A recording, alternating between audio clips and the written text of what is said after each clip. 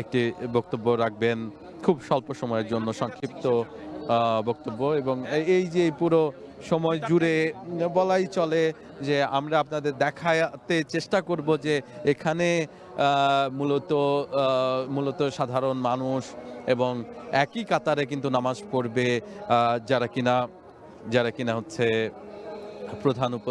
প্রধান উপদেষ্টা এবং উপদেষ্টা পরিষদের মণ্ডলী যারা আছে, তারা কিন্তু একই কাতারে নামাজ পড়বে। সেটি কিন্তু দুটার পরপরই হবার কথা রয়েছে, মানে 2টা নাগাদ হবে।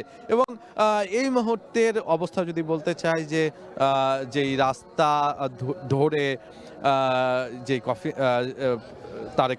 তারেক রহমান সহ গাড়িবহর সহ কফিন সহ বেগম জিয়ার যেই কফিন, সেই কফিন সহ পুরো গাড়িবহর কিন্তু ইতিমধ্যে রওনা করেছে। আমরা জানতে পেরেছি পথেই আছে। সেই জায়গা থেকে তাদের আসতে হয়তো বা আরও কিছুটা সময় লাগতে পারে, আধা ঘন্টা কিংবা 1 ঘন্টা, যতখানি সময় লাগুক তারা কিন্তু এখানে এসে পৌঁছাবেন এবং 2টা নাগাদ প্রধান উপদেষ্টা এখানে এসে পৌঁছাবার কথা রয়েছে। আমরা জানতে পেরেছি 2টা নাগাদই কিন্তু তিনি এসে এখানে পৌঁছাবেন। তবে এই মুহূর্তে এই পুরো প্রবেশদ্বারগুলোতে কিন্তু কয়েক হাজার, বলা চলে অসংখ্য মানুষ, যেখানে কিনা হচ্ছে অগণিত মানুষ এই পুরো পথ পাড়ি দিয়ে আসতে গেলে অনেকটা সময়ের প্রয়োজন হতে পারে। সেই ক্ষেত্রে আমরা ধরেই নিতে পারি যে আরও ঘন্টা খানেকের মতো সময় লাগতে পারে। এবং এখানে এসে পৌঁছালে এখানে যারা কিনা এসএসএফ সদস্য, সেনাবাহিনীর সদস্য থেকে শুরু করে সকল আইন শৃঙ্খলা বাহিনীর সদস্যরা কিন্তু এখানে উপস্থিত হয়েছেন।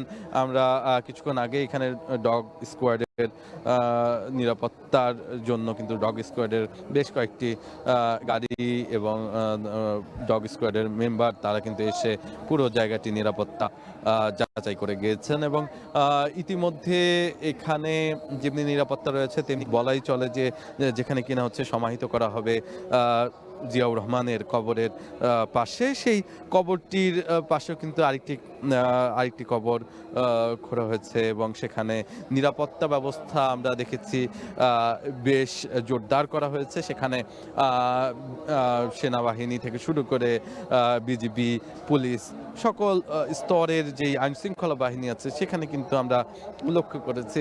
সেখানেও নিরাপত্তার কারণে কিন্তু যেই মূল বেষ্টনী আছে, জিয়া উদ্যানের মূল বেষ্টনীতে কিন্তু হচ্ছে প্রবেশ করতে দেওয়া হচ্ছে না সর্বসাধারণকে।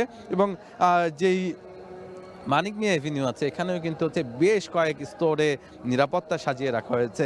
বিশেষ করে প্রধান উপদেষ্টা যেখানটায় থাকবেন তার সাথে থাকবেন হচ্ছে রাজনৈতিক ব্যক্তিত্বরা থাকবেন, উপদেষ্টা পরিষদের মণ্ডলীরা, তারা কিন্তু যেখানটায় থাকবেন সেখানে এসএসএফ সহ বিভিন্ন যে আইন শৃঙ্খলা বাহিনী, গোয়েন্দা বাহিনীর সদস্য তারা কিন্তু এখানে আছেন। এবং বলাই চলে এর আশেপাশে কিন্তু আমরা ফায়ার সার্ভিসের অনেক লোকজন দেখতে পেয়েছি, তার চারপাশে ঘিরে আছে বিজিবি সদস্যরা। এখানে আমরা শুধুমাত্র মঞ্চের আশেপাশে 10 প্লাটুন বিজিবি আছে বলে আমরা জানতে পেরেছি। এছাড়াও কিন্তু পুরো যেই স্থান, পুরো যেই মানিক মিয়া এভিনিউ, পুরো জায়গা জুড়েই কিন্তু হচ্ছে বিভিন্ন আইন শৃঙ্খলা বাহিনী দ্বারা কিন্তু বেষ্টনী দেওয়া হয়েছে।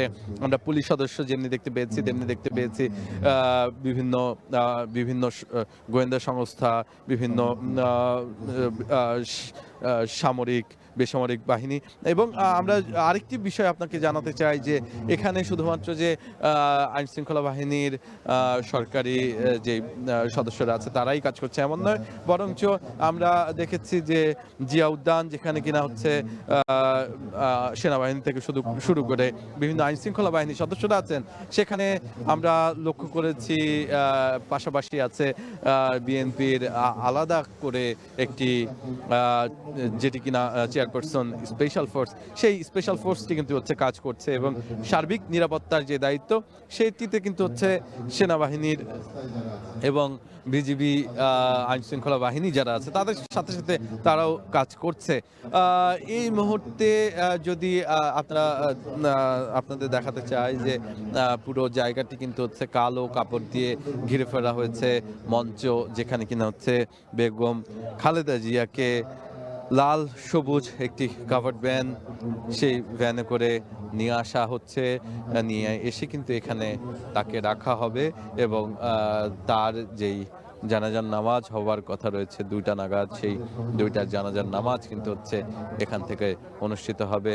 সেখানে অংশগ্রহণ করবে তার পরিবারের সদস্যরা, তার পাশাপাশি বিএনপির সিনিয়র নেতৃবৃন্দ এবং বাংলাদেশের বিভিন্ন সময়ে বিভিন্ন বিভিন্ন ভাবে এই বেগম জিয়ার সাথে যারা কিনা হচ্ছে সম্পৃক্ত ছিলেন তারাও কিন্তু এসে পৌঁছাবেন কিছুক্ষণের মধ্যে।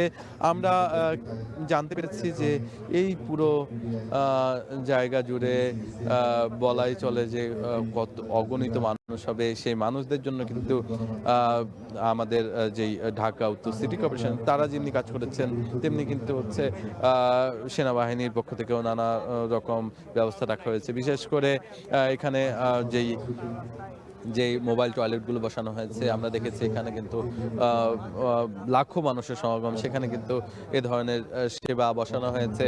তার পাশাপাশি যেন অজু করতে কারো সমস্যা না হয় সেজন্য কিন্তু পুরো যেই মানিক মিয়া এভিনিউ জুড়ে আছে সেই মানিক মিয়া এভিনিউ জুড়ে কিন্তু হচ্ছে বলাই চলে অসংখ্য কল বসানো হয়েছে।